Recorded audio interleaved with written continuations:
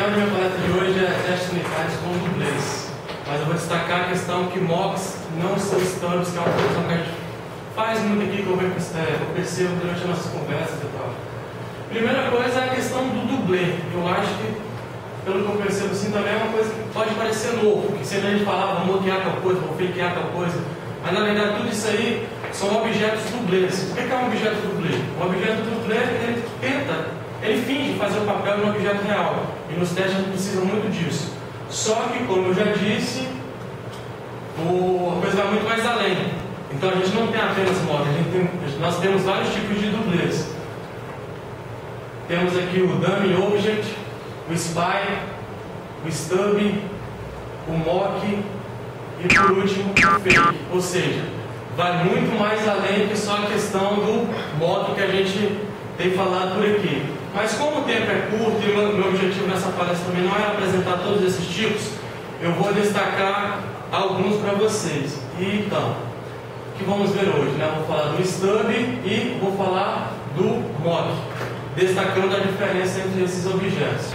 Bem, vocês devem estar se perguntando, pô, mas por que eu falei então dos outros tipos, sendo que eu não vou falar deles? Não fiquem tristes, no final eu vou falar do conceito. Eu vou falar um pouco do conceito para vocês. Então, mas por que essa questão do mock e stub a gente confundir muito essas coisas?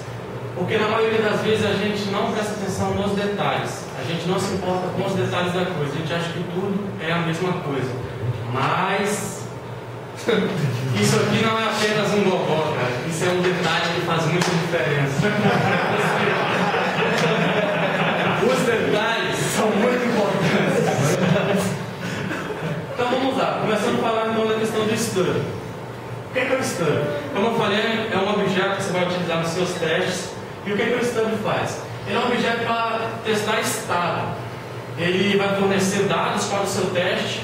Você vai criar um stub lá e ele tem a função de fornecer alguns dados que vão ser utilizados no teste em questão. Eles não vão fazer o teste falhar, não é papel do stub fazer o teste falhar, e também não há limites de stubs por teste. Dentro do mesmo teste eu posso criar vários stubs, não tem problema algum nisso. Para exemplificar um pouco disso que eu estou falando, eu trouxe esse exemplo aqui só para contextualizar. O que é isso aqui? No meu negócio, no meu domínio aqui, eu tenho um serviço de e-mail que envia e-mail para aluno. Nesse caso aqui está enviando e-mail para aluno. Então o que é que eu queria testar? E eu tenho uma propriedade no meu serviço de e-mail que ele guarda qual foi o último e-mail enviado. Basicamente é isso. O que é que eu queria testar? Voltando ao clean code, o nome significativo das coisas, acho que o nome do teste já diz tudo, né? Quando enviar e-mail, o último e-mail enviado deve ser o mesmo do aluno indicado. Então o que eu queria testar? Eu vou chamar meu serviço de e-mail, vou enviar o e-mail, o aluno tem um e-mail. Então o último e-mail enviado, que vai ficar lá no meu serviço registrado, deve ser o e-mail do aluno. Aí que vem a questão do stub. Por exemplo aqui, aluno, ele tem várias propriedades, é um objeto gigantesco. Não tem apenas a propriedade de e-mail, tem várias, nome, no caso aluno aqui, matrícula, não sei o que, N propriedades. Só que para o meu teste, eu não preciso instanciar esse objeto e ter todas as propriedades, setar tudo isso. Então vem a questão do stub. Ele fornece dados apenas para aquele teste em si. Então esse aluno aqui, ele é um aluno stub. Onde eu estou criando esse aluno, passando apenas o e-mail porque eu vou testar isso. Aí eu instancio o meu serviço de e-mail, isso tudo está fazendo parte do meu arranjar, estou preparando o meu teste. E na parte do agir, eu estou chamando o meu serviço de e-mail, que é aqui que ele vai realizar o código e o asset que eu estou verificando. O que eu verifico? Eu verifico se o último e-mail enviado lá do meu serviço é o mesmo do aluno. É exatamente só isso que o teste faz. O aluno ali, ele fez o papel de stub. Então, essa diferença eu quero que vocês se atentem. Ou seja, só estou preparando dados, estou fornecendo dados para o meu teste. Então, o aluno é um stub, não estou mexendo com mock, não tem nada de mock aqui, apenas um stub. Inclusive, isso está sendo possível desse jeito porque você está usando um padrão onde você pode setar a propriedade de e-mail dessa forma. Agora, se por exemplo, a propriedade de e-mail fosse private set, eu só pudesse passar num construtor, por exemplo, Aí eu teria que usar algum mecanismo para falar disso? Não, você teria que usar algum mecanismo para conseguir injetar esse valor de e-mail dentro do aluno, né? E aí os frameworks de mod, por exemplo, podem trabalhar com isso. Você consegue criar um stub de aluno apenas dizendo, eu quero que a propriedade de e-mail tenha tal valor. Bem, falando de stub, agora tentando falar um pouco de mock. Orientação objeto básica, objeto composto de dados, comportamento, stub, vai testar os dados, vai testar o meu estado. E o mock vai testar o comportamento do meu objeto, ou seja, testar a interação entre objetos, a troca de mensagens entre os objetos. E ele sim, ele tem o poder de fazer o seu teste falhar. Isso porque a assertiva do seu teste ela é contra o mock. Então, o mock sim pode fazer o seu teste falhar, o stub não. Já é uma diferença significativa. E outra coisa, stubs, vários stubs, posso ter vários stubs por teste. Mock eu só posso ter um mock por teste.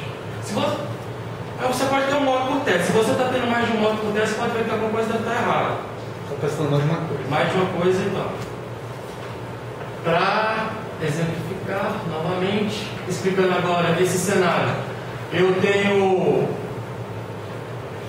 lá no meu diário, eu tenho uma figura do diário aqui, que o diário tem um método que é atualizar a nota.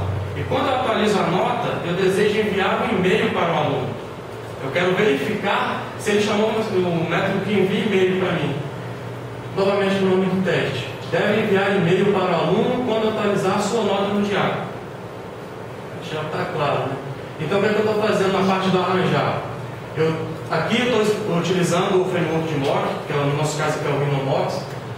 Aí o que eu faço? Eu instancio um novo repositório de mock, que é um mock repository ali. Aí, o serviço de e-mail, ele é o meu objeto mock. E eu estou instanciando ele, estou dando o script mock ali, que é um recurso do meu framework de mock, que eu instancio. Eu penso um objeto que implementa essa interface, nesse caso, o serviço de e-mail. Instancio o diário, aí eu pego o primeiro aluno do diário, mas aqui, vamos supor que esse diário já tem alunos, eu pego o primeiro aluno do diário, e aqui eu crio a expectativa, esse serviço de e-mail .expect.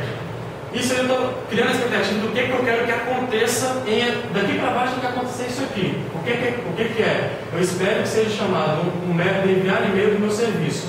Essa linha aqui está criando essa expectativa, ela vai fazer isso.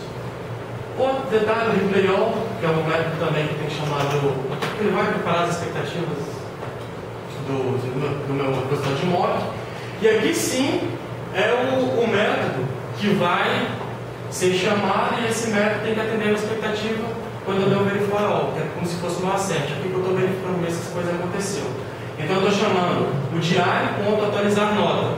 Detalhe, a importância, vocês perceberam. No atualizar nota, eu tenho um serviço de e-mail sendo passado para ele. Isso poderia ser feito de outra maneira, por fábrica, independente. Mas aqui já vem, por que eu quis que essa palestra fosse depois das Patrick?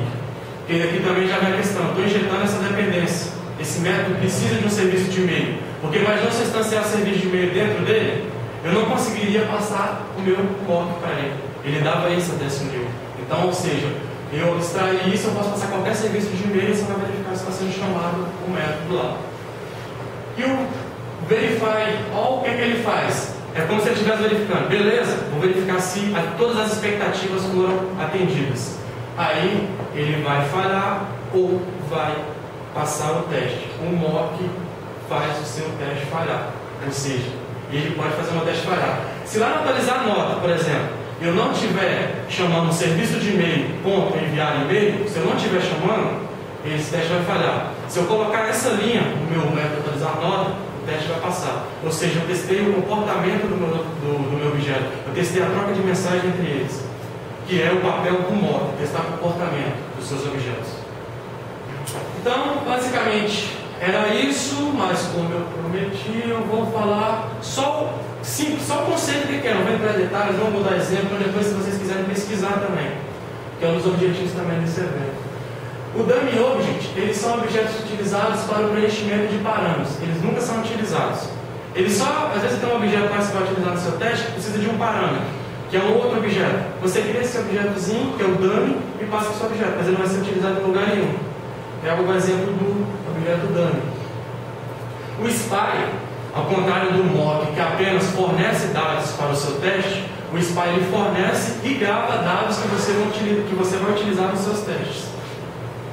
E a questão do fake é uma implementação simplificada do objeto real. A gente fala muito isso aqui, banco de dados em memória, vamos fazer o banco de dados em memória, vamos moquear o banco. Não é nada disso, a gente está fakeando o banco, a gente está criando uma implementação do banco, uma implementação que não é real.